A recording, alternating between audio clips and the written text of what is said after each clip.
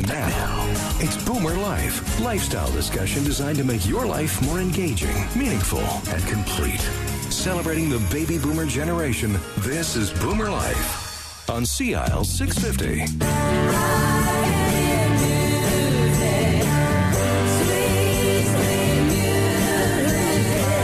Yeah, great song to start the show, and welcome to CIL 650. And today on Boomer Life, we have our resident expert, Dr. Ted Venema, registered audiologist, PhD. Post-hole digger. Well done. And we're talking about NexGen Hearing and, people suffering from hearing loss. And there are a huge number of solutions out there. And what we're going to do today is we've had some guests on the show recently from different companies, right? Yep. And we're going to play some clips when they were on the show. And I think people will be, Dr. Ted, amazed at the technology. That's right. And I think that's when I started hosting the show, I had no idea that these devices can do so much. Like, give us a quick example. And most people don't know that first of all, that hearing aids take a prescription. In other words, they're set differently for different types of hearing loss. A lot of people just think hearing aids make sounds louder. You're right. Hearing aids have... Well, they used to, right? That's kind of what they used to do. That's in the 50s, when you had those beige bananas behind the ears that whistled a lot. Yeah. But now the hearing aids pick up sound in the direction that you want to listen. Hearing aids have automatic digital feedback reduction. Hearing aids are digital, and they are programmed by computer. And some of the processors on board are really quite extraordinary. They're quite, able to handle very... What do you call it? Complex or difficult listening situations. Rechargeable now? Rechargeable batteries, lithium batteries that, there's several manufacturers that now offer that as well. And that's a good thing for manual dexterity problems, difficulty handling little tiny batteries. Yeah, as you know, you're typically older people, right? And That's then right. their eyesight might not be so good, all those things. So with NexGen Hearing, there's no excuse really now to not go and get checked because it's probably the family member and not the person with the hearing issue that tries to get them to go. So explain how that works. Well, that's the whole thing, Zach. You hit the nail on the head. Hearing loss involves significant others, as well as the person who has it. So it's a communicative sense hearing. And so it affects relationships, connections, and that's why many people with hearing loss, are literally dragged in by their significant other who's having such difficulty communicating and conversing. And repeating, asking over and over. What did you say? Or they have to repeat the answer. Yeah. Right. Unlike vision loss, hearing loss affects both the person who has it as well as others. Yeah, you were mentioning that in a previous show. It's the one sense that really affects people around you, like TV's blaring. Yeah, I mean, Helen Keller said vision affects how you deal with your environment. Hearing loss affects how you deal with people. It's a communicative sense. So it's very important. So with NexGen, you have some unique propositions for people. I mean, there's really no excuse not to go and get tested. Well, first of all, testing is free, right? Testing is free at NexGen, and they walk the walk with you when you're getting hearing aids. It's not a matter of knick-knack, paddywhack, hey, I just sold you a pair of hearing aids, see you later. It's they want to see you after a week. They want to see you after 2 weeks. How are you doing? Can I answer questions? Do we need to tweak things a bit? And you walk out of a NexGen store with a pair of hearing aids and you don't put a cent down. Well, we don't have cents anymore, a nickel. Right. You put nothing down until you've had them for 3 weeks. I mean, imagine doing that with a car. I mean, it's just, they really want to introduce the person to the fact that hearing aids are a health issue. And they're not in sales, they're dealing with hearing health care. And so when you go through that 3-week process, you have the option to try different units? Yes, to try different units and also to completely just return them if you don't want. And even if you pay for them after the 3 weeks, you still have an additional 69 days, 21, 3 weeks, 69. Add up those numbers, you get 90. So you basically have 3 months of wearing the hearing aids, and even at the end of that 90 days, you can still return them for a full refund. So that just goes to show that they're not in, NexGen isn't in the business of selling and sales for the sake of sales and selling. I mean, people have to make a living, true, but it's important for the client to realize that hearing aids take acclimatization. Okay, so we referenced it at the beginning. We've had several guests on previous shows. Yeah. And tell us who Sean Riley is. Sean Riley is a great guy. He works for a hearing aid manufacturer called Oticon, O-T-I-C-O-N. Oticon is one of the largest hearing aid companies. There's only about 7 hearing aid companies. He's the Western Canada sales manager for Oticon, which is a Danish company centered in Denmark. And he appeared on the last show, and he talked about some of the features and benefits of the latest, greatest hearing aids by Oticon. All right, so let's listen to a clip of that. We just launched a product. It's the latest, greatest thing from Oticon. It's called Open, and it's spelled O-P-N, but we pronounce it Open. And it is when we take a look at what traditional hearing gives you, is it delivers speech and really tries to focus on one speaker while separating everyone else. That's how traditional hearing aids have worked. But that isn't the best way to do it. The best way to do it is to open up the sound around you and act like natural hearing. And that's what our product does. So it opens up 360 degrees around you, analyzes the environment, and makes sure that you're hearing everything. The technology behind it is moving very fast. We can essentially analyze the environment 100 times a second, up to 500 times a second, across 16 different channels. And this just gives us the ability to really understand speech in noise. And this is what it really focuses on. Let me ask you then, like a lot of other hearing aid companies focus on directional microphones, that they really focus like a beam on the speaker that the listener wants to hear. Yes. And you're saying that the Oticon Open departs from that philosophy, or Yeah, and the reason we've done that is in all of our previous technology all worked on directional hearing and focusing this beam. And that was the industry went in that direction.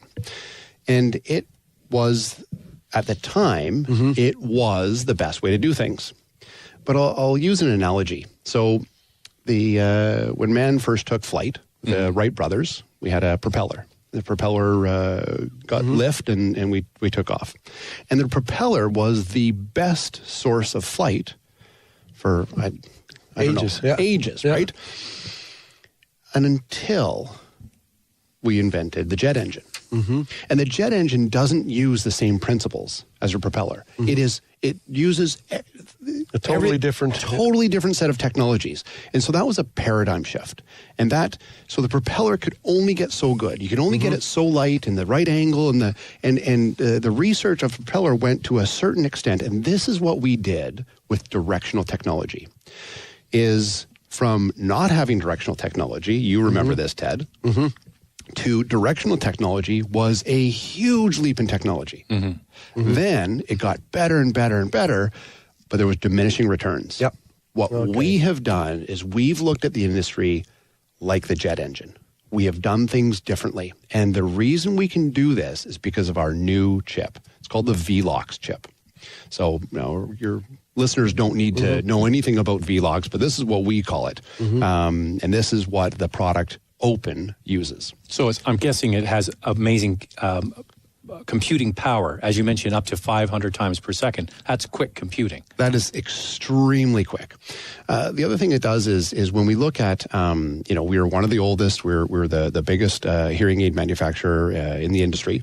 You may dispute that with your last guest. We're sort of the Coke and Pepsi.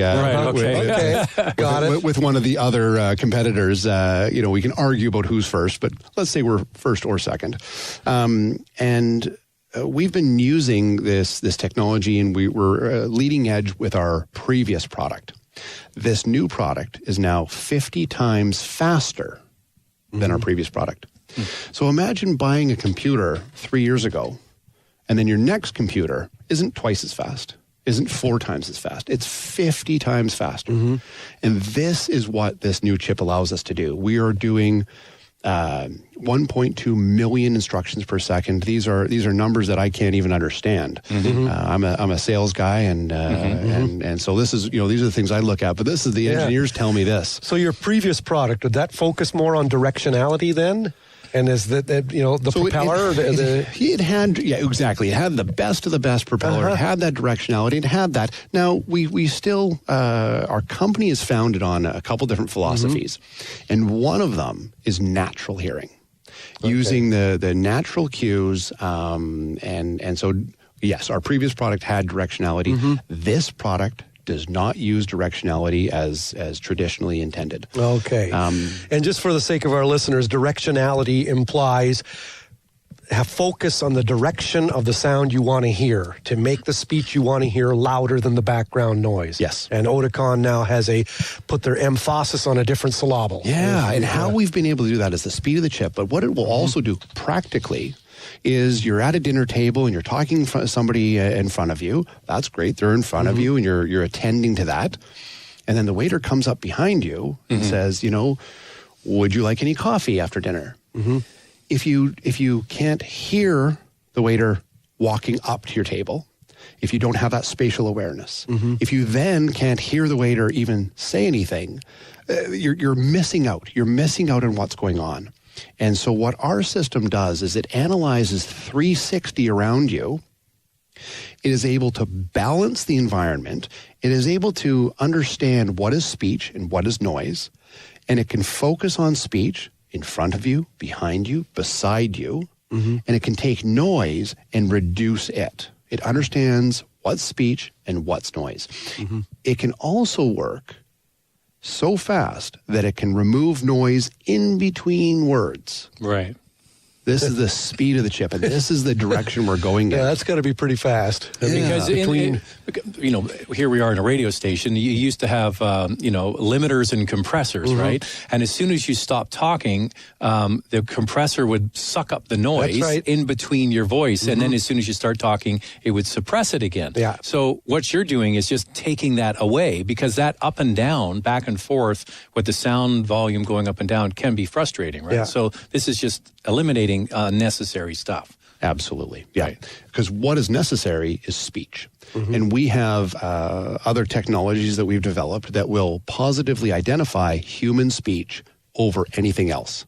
So it knows what speech. And it also focuses on what is close and what is clear. So now we have a hearing aid that understands proximity. And Ted, you've probably known this, where people will say, yes, I can hear, but I hear the person across the room better than the person in front of me. That's right. That's been a common complaint of hearing aids that are developed over the past 15 years. And that was a type of compression that was used, a technology called what they call WDRC, Wide Dynamic Range Compression.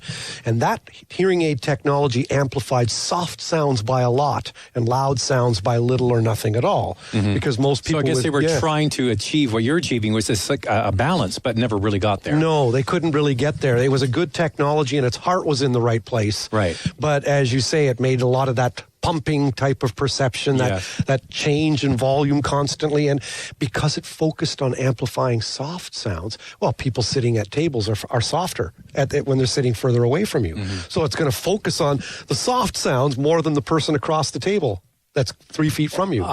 You're not an engineer, but I wonder how it can distinguish noise.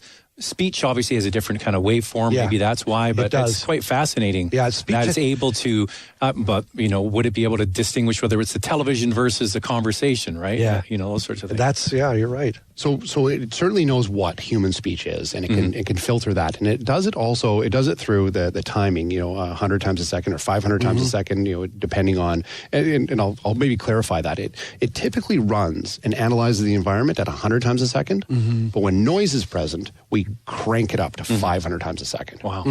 But it also, how it does this, it does it across 64 channels. So we take the speech environment and we break it into channels, almost like keys on a keyboard. And we can filter them specifically per. So we have 64 channels, and then we break the... From like bass to mid to treble. Exactly. Okay. Yep. So we're able to filter the environment a lot more clean and a lot more exact. The other thing that we've seen with this product, the Open by Oticon, is that we can get 20% less listening effort. So when I say 20% less listening effort, that is compared to our previous product. Well, it's interesting. I want to take a break there because I have a question for you, and I want you to hear your answer. So you've kind of alluded to my question. Yeah. That's Sean Riley from Oticon talking about Oticon Open, and you're listening to Boomer Life on CL 650 with NexGen Hearing, and we'll pick up the conversation next right here on CL 650. Celebrating the baby boomer lifestyle. This is Boomer Life on CL 650.